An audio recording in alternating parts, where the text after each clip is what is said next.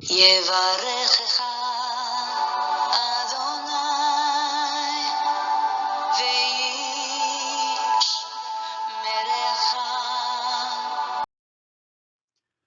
וישמרך. 바레크카 도나이 베이시메레카. 사랑하는 성도 여러분, 오늘 하루도 전지전능하신 임마누엘의 하나님께서 여러분에게 복을 주시고 여러분을 안전하게 지켜주시기를 축복합니다. 아멘. 2021년 11월 20일 수요일 아침입니다.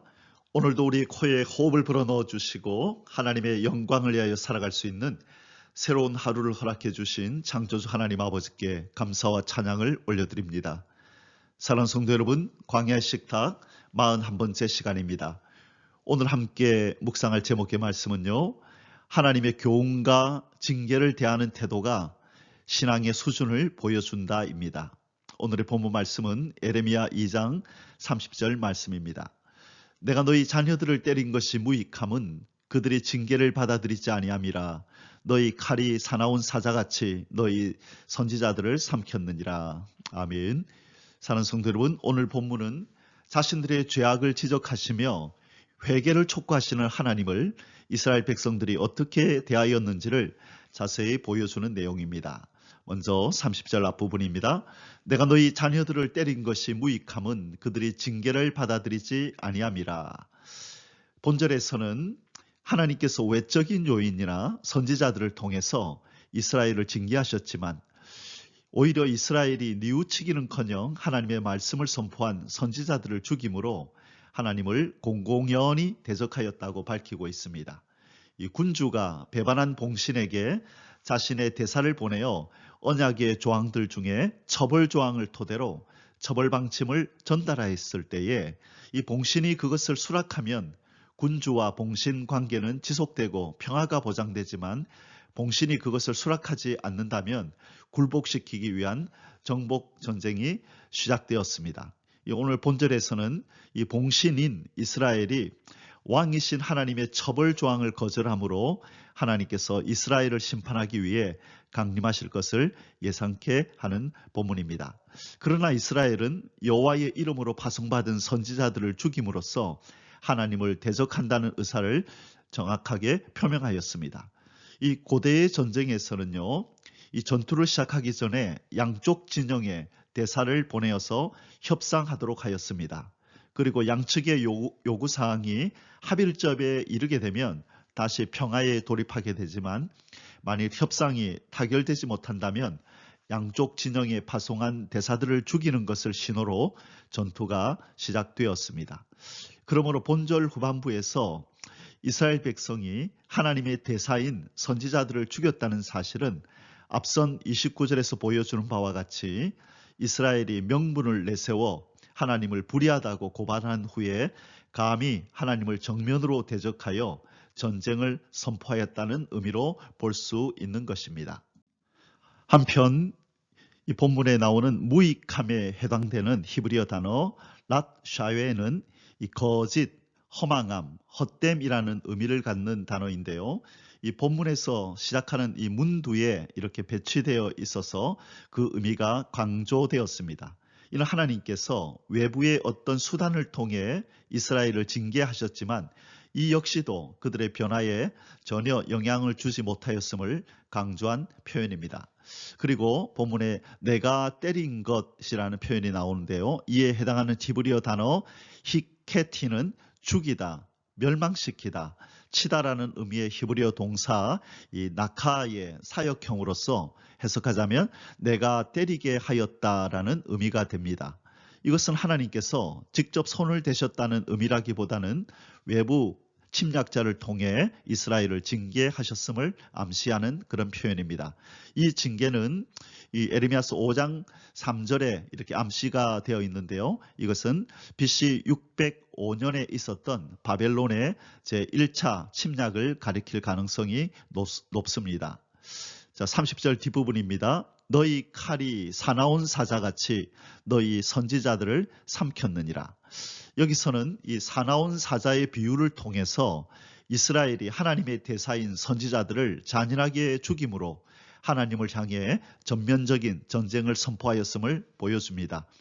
이스라엘이 하나님의 대사인 선지자들을 죽인 것은 단순한 살인이 아니라 이 천상의 왕이신 여호와를 상대로 반기를 들고 전쟁을 선포하는 것을 의미하는 것입니다. 한편 본문에 언급된 바 이스라엘 백성의 이 선지자 학살 사건은 결코 생소한 것이 아니었습니다. 이사야 선지자는 이른바 희망과 환희의 선지자라 그렇게 일컬음을 받았습니다. 하지만 그럼에도 불구하고 이 전설에 의하면 남유다의 제14대 왕이었던 므낫세가 이 나이 많은 이 선지자를 이사야 선지자를 톱으로 켜서 죽였다고 그렇게 전설이 전해져 오고 있습니다. 이사야의 순교는 에레미야 시대로부터 약 100년 전에 일어난 사건입니다. 그러니 이 100년 전부터 이스라엘 백성들은 이렇게 우상을 섬기며 죄악을 행하는 가운데 하나님이 보낸 대사인 선지자들의 말을 듣지 않고 오히려 그들을 잔인하게 죽였다는 것을 보여주는 것입니다. 뿐만 아니라 본절에서 이 선지자들의 순교를 폭로하고 있는 이 에레미야 자신도 이러한 핍박으로부터 자유롭지 못하였습니다. 성경에 명확히 나타나지는 않지만 이 에레미야 역시 말년에 애굽으로 끌려가 이 돌에 맞아 순교한 것으로 전해지고 있습니다. 사랑하는 성도 여러분, 이 오늘 본문이 우리에게 주시는 교훈이 무엇입니까? 잠언 15장 21절에 보면 이런 말씀이 있습니다. 무지한 자는 미련한 것을 즐겨하여도 명철한 자는 그 길을 바르게 하느니라. 오늘 본문의 이스라엘 백성이 이 하나님의 교훈과 징계를 받아들이지 않고 끝까지 목을 꼿꼿이 하였던 것은 바로 이 미련함이 그들에게 가득하였기 때문입니다. 이와 관련해 이 100여 년 전에 선지자였던 이사야 선지자는 일찍이 하나님을 향하여 범죄하는 이스라엘 백성들을 묘사하면서 징계를 받아들이지 않고 수없이 맞아서 만신창이가 된 사람에 비유하기도 하였습니다. 이사야 1장 5절에서 6절까지 말씀입니다. 너희가 어찌하여 매를 더 맞으려고 패역을 거듭하느냐.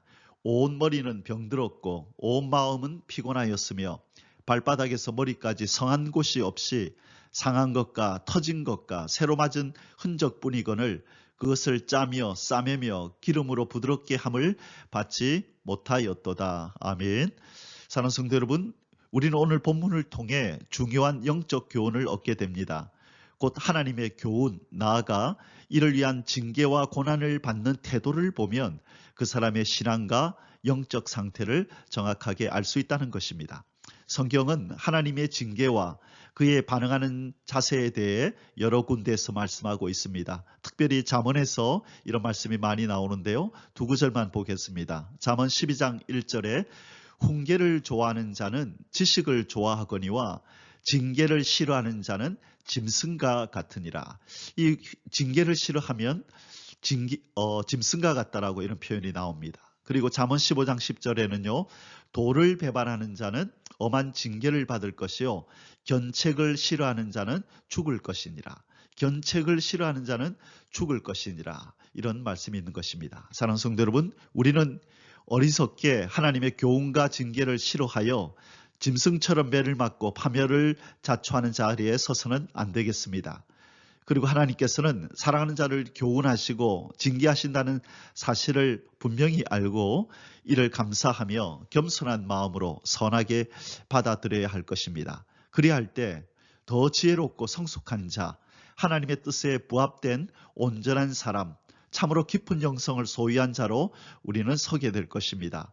이 복이 오늘 저와 여러분의 삶 속에 충만히 임하시기를 축복합니다. 아멘. 함께 기도하시겠습니다. 사랑하는 자들을 교훈하시고 징계하시는 하나님 아버지, 우리를 하나님의 사람으로 온전케 하시기 위해 우리에게 허락하시는 모든 교훈과 책망과 징계를 즐거이 받아들이고 우리 자신을 고쳐나가는 그런 성숙한 성도가 되게 하여 주시옵소서.